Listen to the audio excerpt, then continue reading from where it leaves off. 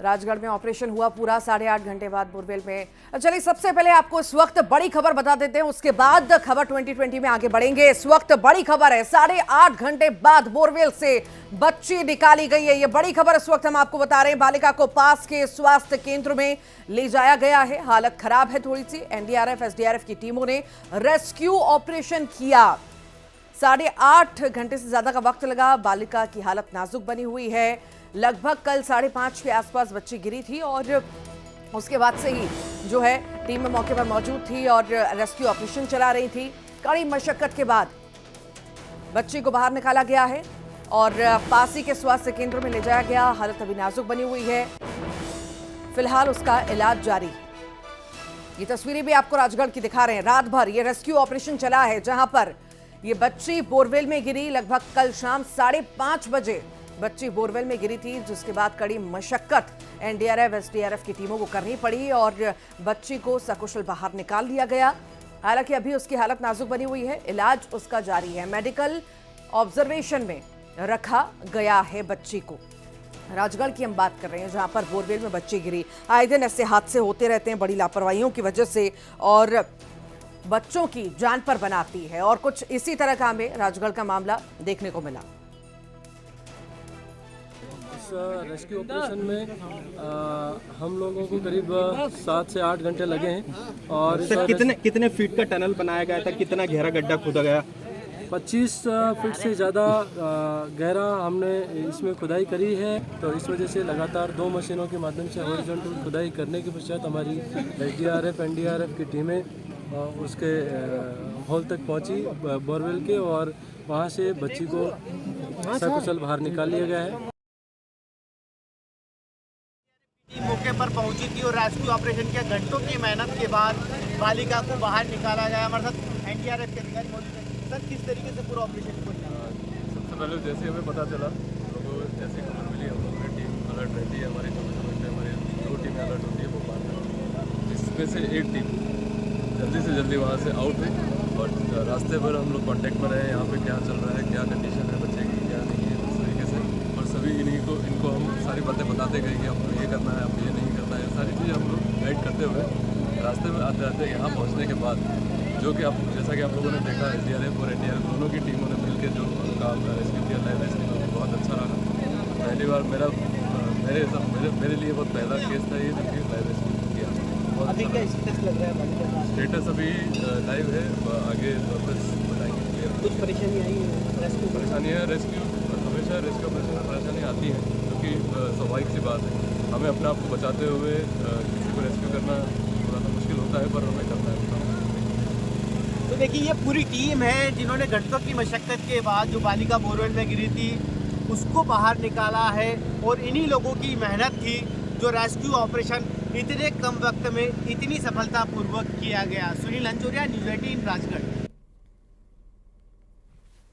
ये तस्वीरें आप देख रहे थे, टीमों को भी आप सुन रहे थे, कितनी कड़ी मशक्कत इन सभी को करनी पड़ी। 150 फीट के गहरे गड्ढे में बच्ची गिर गई थी और कड़ी मेहनत जो है करनी पड़ी पूरी टीमों को ही।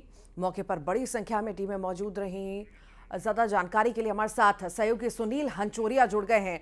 सुनील, हम कह सकते हैं कि कड़ी मेहनत के बाद सफलता हाथ लगी है, बोरवेल में बच्ची गिर गई। आखिर अभी क्या स्थिति है, क्योंकि बच्चे की हालत भी नाजुक बनी हुई है? जी देखिए, निश्चित तौर पे एक बड़ा रेस्क्यू ऑपरेशन था। अमूमन जब भी बोरवेल में कोई बच्चा गिरता है, उसके बाद जो रेस्क्यू ऑपरेशन होता है वो बेहद मुश्किल होता है। एक बड़ा सा गड्ढा खोद के उसके पैरेलल फिर एक टनल बनाना।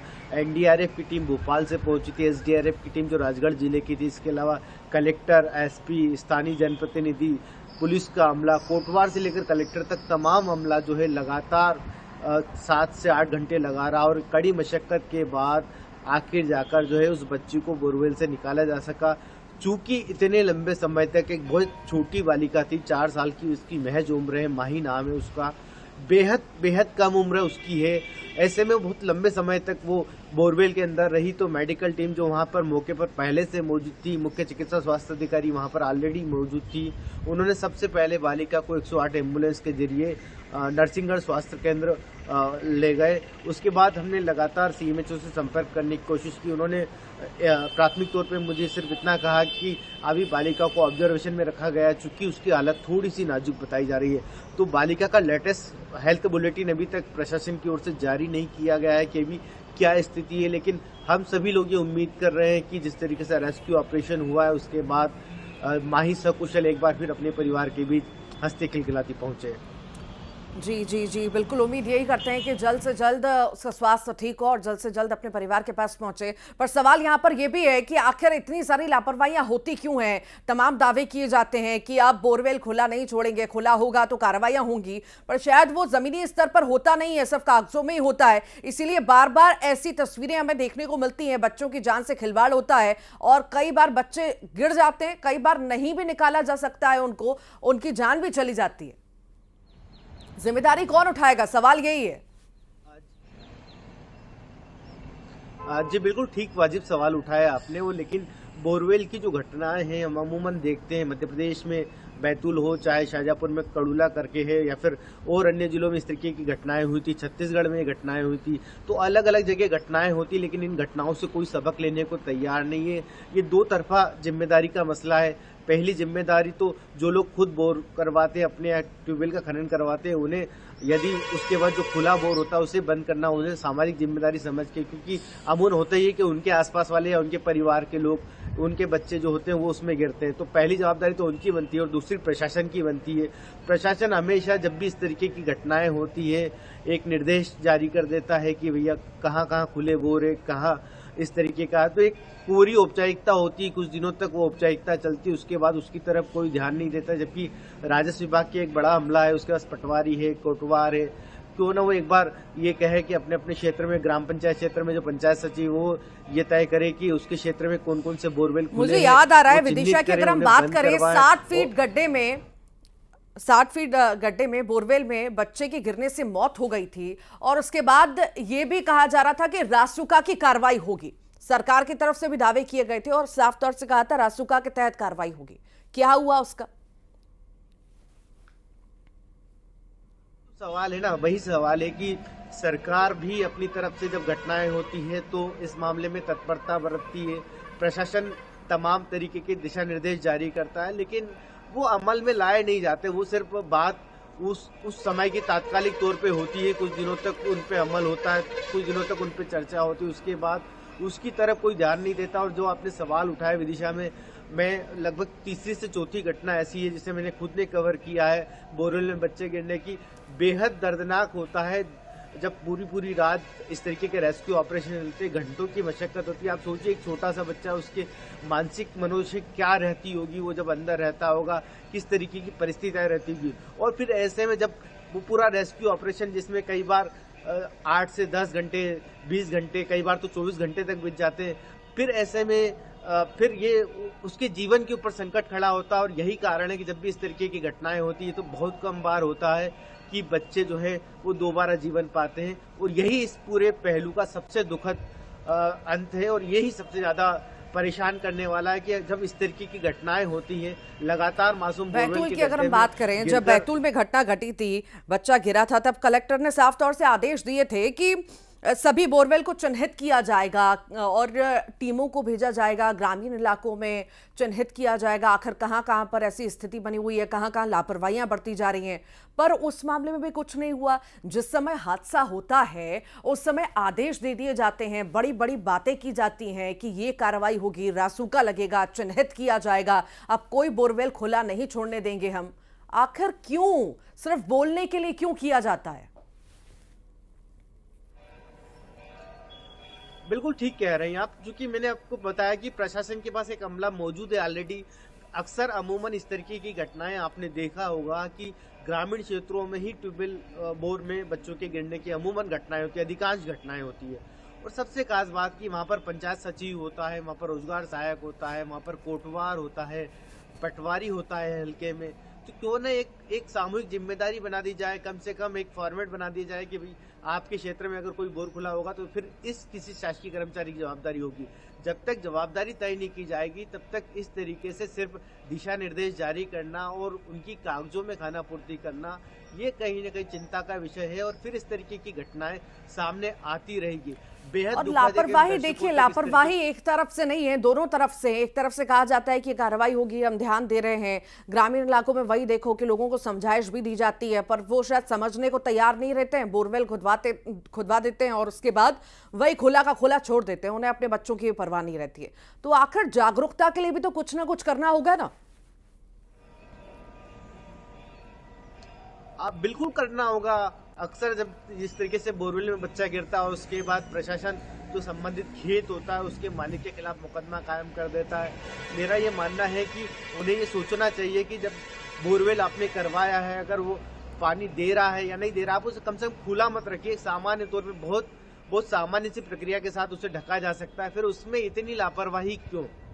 और ये घटनाएं अक्सर वहीं होती है जहां पर जो गांव से लगे खेत होते हैं वहां पर इस तरीके की बोर होते हैं, फिर इस तरीके की घटनाएं हो जाती है। बच्चे खेलते रहते हैं, खेलते खेलते अचानक से उनका पैर उसके अंदर जाता है और गिर जाते हैं। एक तरीके के ट्रेप है, आप देख सकते हैं कि जहां पर अक्सर होता है ना कि कहीं पे कोई जाल बिछा होता है और उसका पैर उसमें आ गया और गिर गया, ठीक इसी तरीके का मैं तो इसे ट्रेप मानूंगा। और कहीं ना कहीं ये बड़ा गंभीर विषय है और इस पूरे विषय के ऊपर जो है सरकार, प्रशासन और आम लोगों को सभी को सोचना होगा, वरना इस तरीके की घटनाएं होती रहेगी। वाकई सवाल यहाँ पर मेरा ये एक आखिरी सवाल ये है कि बच्चे की हालत आप बता रहे हैं नाजुक बनी हुई है, पास ही के स्वास्थ्य केंद्र में भर्ती कराया गया है। अच्छे इलाज के लिए कहाँ पर आखिर किस तरह से परिवार वालों की मदद की जा रही है और कहाँ पर अब भर्ती कराया जाएगा?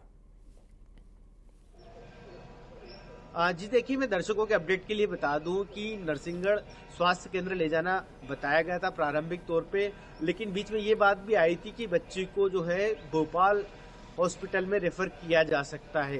हालांकि अधिकृत जानकारी हमारे पास इस बारे में उपलब्ध नहीं है, लेकिन जिस तरीके से बताया जा रहा था कि बच्ची की हालत नाजुक बनी हुई है, तो ये भी संभावना है कि बच्ची को वहां से एम्बुलेंस के जरिए डॉक्टरों की निगरानी में भोपाल हॉस्पिटल में। ठीक, बहुत बहुत शुक्रिया जानकारी को साझा करने के लिए। और अब बात 2023 के महासंग्राम की हम कर लेते हैं। 3 राज्यों में मुख्यमंत्रियों को लेकर बड़ी बैठक हुई है। पीएम आवास पर बड़ी बैठक हुई, देर रात तक ये बैठक चली है, करीब 4 घंटे तक ये बैठक होना बताई जा रही है। नए मुख्यमंत्रियों के नामों पर चर्चा हो रही है।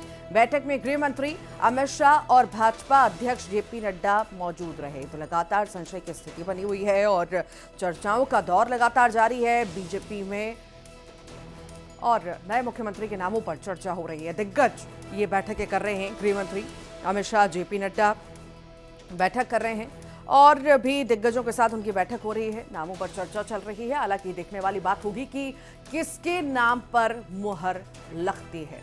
ज्यादा जानकारी के लिए शिवम हमारे साथ जुड़ गए हैं। शिवम, सियासी गलियारों में हलचल लगातार जारी है, दिल्ली में बैठकों का दौर भी जारी है, आखिर क्या लगता है कब तक फैसला आ सकता है मुख्यमंत्री के नामों पर? देखिए, निश्चित तौर पर दिल्ली को लेकर लगातार बैठकें हो रही है। भारतीय जनता पार्टी की तमाम शीर्ष नेतृत्व है वो हर एक पहलू पर नजर रख, ये बीती शाम भाजपा का जो शीर्ष नेतृत्व है वो प्रधानमंत्री मोदी के आवास पर बैठक कर रहा था। लगभग 4 से 4.5 घंटे का वो समय था जब गृह मंत्री अमित शाह और भारतीय जनता पार्टी के अध्यक्ष जेपी नड्डा पीएम मोदी के आवास पर बैठक कर रहे थे। और सूत्रों का दावा है कि 3 राज्यों के जो मुख्यमंत्री हैं उसको लेकर ही ये बैठक थी, जिसमें जो संभावित नाम है उनमें भी अब जो नाम फाइनल करने हैं उनको लेकर चर्चाओं का दौर था। चूंकि भारतीय जनता पार्टी में एक प्रोसेस है, जब कोई मुख्यमंत्री बनता है तो हर उस पहलू, न सिर्फ 2023 के विधानसभा चुनाव बहुत महत्वपूर्ण थे, आने वाले समय में लोकसभा के चुनाव हैं और उसी को लेकर भारतीय जनता पार्टी हर कदम फूंक फूंक कर रख रही है। यही एक वजह है कि न सिर्फ जातिगत समीकरण बल्कि लॉ एंड ऑर्डर और ऐसे विषय जिन पर जो मुख्यमंत्री है वो अच्छा काम कर सके, जातिगत समीकरण के साथ साथ 2024 में पार्टी को बड़ी जीत दिलाए, ऐसे चेहरे की तलाश है। शिवम, निश्चित तौर पर इतना आसान नहीं है तीनों राज्यों के लिए मुख्यमंत्री, नए मुख्यमंत्री पर जिस तरह से चर्चाएं चल रही हैं, क्योंकि दबदबा पुरानों का भी रहा है ना, जो एग्जिस्टिंग है उनका दबदबा रहा है ना, तो इतना आसान नहीं होगा बीजेपी के लिए। इसलिए कुछ ज्यादा बैठकें, कुछ ज्यादा चर्चा चल रही है। हालांकि देखने वाली बात होगी किसके नाम पर मुहर लगती है। बहुत शुक्रिया। और एक और बड़ी खबर की हम बात करते हैं। सीएम शिवराज आज छिंदवाड़ा जाने वाले हैं, कार्यकर्ताओं से मुलाकात करेंगे। 7 सीटों की हार पर मंथन होगा। लोकसभा चुनाव के लिए जोश भी भरेंगे। सीएम शिवराज आज छिंदवाड़ा जाने वाले हैं, कार्यकर्ताओं से मुलाकात करेंगे। तो अब विधानसभा चुनाव खत्म हुआ, अब लोकसभा की तैयारी में मुख्यमंत्री जुट गए हैं। उनसे जब बातचीत की गई तो भी उन्होंने साफ तौर से कहा कि अब लोकसभा की तैयारी में जुटना है, क्योंकि ज्यादा समय बचा नहीं है। छिंदवाड़ा भी हम ही जीतेंगे, और इसी को लेकर के कार्यकर्ताओं से मुलाकात उन्होंने की है। खास ये दौरा मुलाकात कार्यकर्ताओं से, नेताओं से वो कर रहे हैं। आज जाने वाले हैं मुख्यमंत्री छिंदवाड़ा, खास ये दौरा उनका रहेगा। और ठंड की शुरुआत हो चुकी है, और ऐसे में अब रैन बसेरों की जरूरत आन पड़ी है। तो मुख्यमंत्री शिवराज सिंह चौहान ने राजधानी के शाहजहानी पार्क और हमीदिया अस्पताल के पास स्थित रैन बसेरों का हाल देखने पहुंच गए। सीएम शिवराज ने कड़ाके की ठंड शुरू होने के पहले रैन बसेरों की व्यवस्थाएं देखी और वहां रुके हुए लोगों से मिले। सीएम को कुछ लोगों ने बीमार होने की बात बताई, जिस पर सीएम ने सभी रैन बसेरों में मेडिकल कैंप लगाने के निर्देश दिए। इस दौरान रैन बसेरों में मौजूद लोगों ने सीएम को जीत की बधाई दी और मामा जिंदाबाद के नारे लगाए।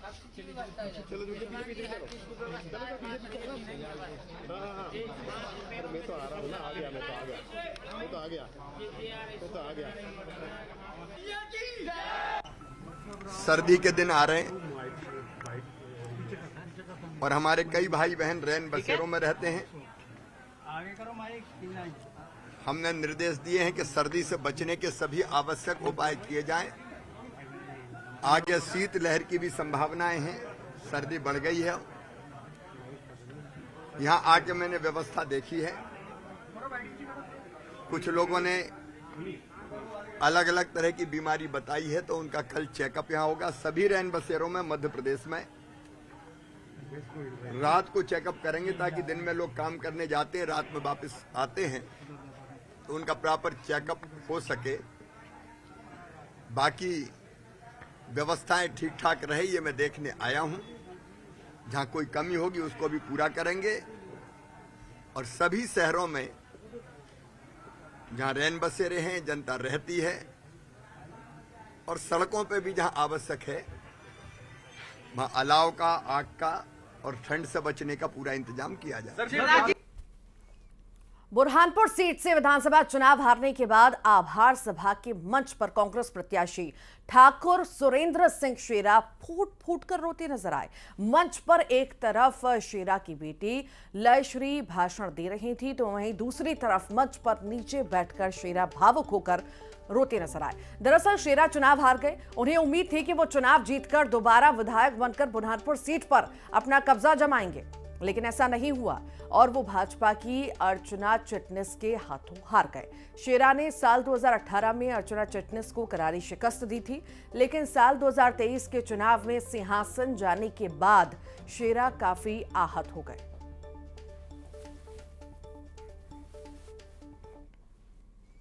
और अब बात खुशी के आंसू की। नर्मदापुरम जिले की सुहागपुर विधानसभा से चौथी बार चुने जाने पर विधायक विजयपाल सिंह इतने भावुक हो गए कि फूट फूट कर रोने पर लगे। विजयपाल सिंह पहले तो रोए और फिर जब कार्यकर्ताओं में जीत का जोश देखा तो जीप पर खुद भी थिरकने लगे। आपको बता दें कि सुहागपुर विधानसभा के चुनाव में विजयपाल सिंह और कांग्रेस प्रत्याशी पुष्पराज सिंह के बीच कांटे की टक्कर रही, जिसमें बीजेपी प्रत्याशी विजयपाल सिंह महज 1762 वोटों के अंतर से जीते।